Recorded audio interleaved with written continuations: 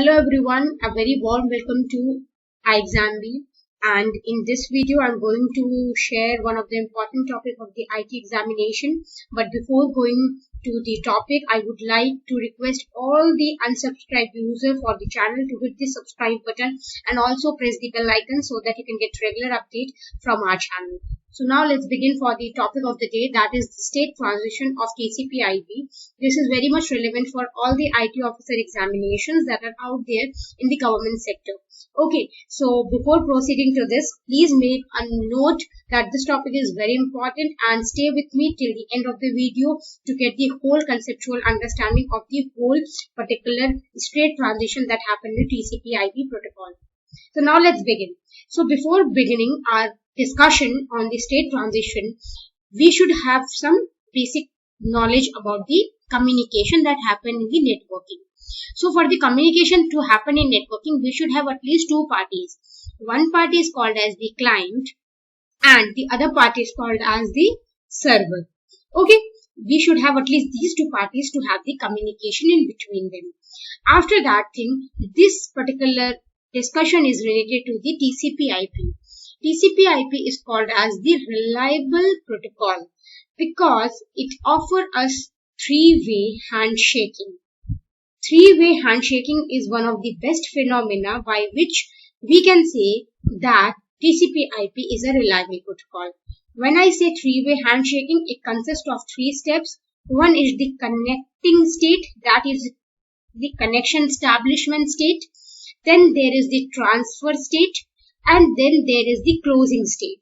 So we have actually three states in the three-way handshaking. One is the data connection, data transfer, and data closing. So now for the understanding, let's create two sides. One will be the client and one will be the server. So for establishing the communication has to be initiated from one of the parties. So here the client will initiate the communication. The server will always be in the listen mode. The server will remain in the listen mode because it is available 24/7 to read the request from the client. So first the client will send the sync segment. To make sure that the server is able to listen to the client, it should be in a state that okay, the communication has to be in a proper manner so that he has to be sure that the server is listening. So for that matter, he will send a sync segment to the server, for which the server will receive and will go into a sync received state. And the client, after sending the sync segment, will go into sync sent state. Remember the name of the states and the segments which are sent as it is, because the names will appear as it is in the questions as well. After it has received the sync received state, it will go back and it will send the acknowledgement to the client that I have received your segment. So for the acknowledgement purpose, it will send an acknowledgement plus sync segment. Okay, it will send a acknowledgement plus sync segment to the client, and now our client will be ready to have a communication and will go into a established state. Okay, but the client has also to make sure that server, I have received your particular segment, so he has to also acknowledge back. Okay, so the client will also acknowledge back to the server, stating the acknowledgement segment that also I am ready for the connection establishment, and you can also go into the established state. Okay, by this way our first step is done, that is the state of the connection establishment. Okay, so what happened? Sync statement is sent from the client, sync acknowledgement is sent from the server, and then acknowledgement is sent from the client. And now we can enter into the phase that is called as the data transfer. So now let's understand what happened in the next phase, that is the phase 2 of the transfer of the data. So when both of this client and the server are in the state of the established state, as we saw in the previous slide, both are in the state of established state. Now the data transfer will take place. Suppose this was the data transfer phase. In this whole phase, the data transfer took place as long they want to communicate. Now our client want to end the particular communication channel. Our client want to end it. So what our client will do, our client will send one fin segment stating an alarm that I want to finish the communication. So when it is sending this particular packet, it will go into a state that is called as fin wait 1 state, and the server will go into a state that is called as the close wait state. When the server will receive the fin segment state, it will send one of the packets back for the acknowledging, okay, we can end the communication. Okay, once this particular thing is received, it will go, the client will go into the fin wait 2 state. Okay, so why I'm dealing these two things of the closing of the connection in this slide only?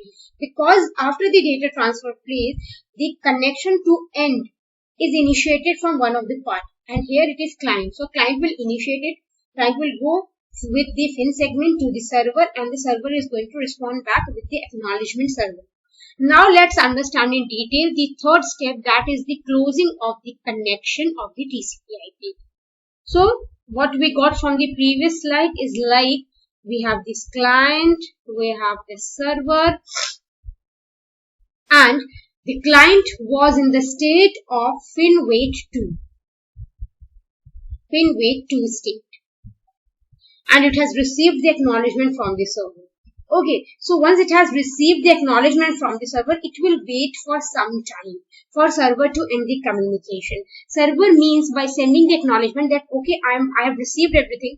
If there is anything that needs to be sent now for your request, I am going to send it back.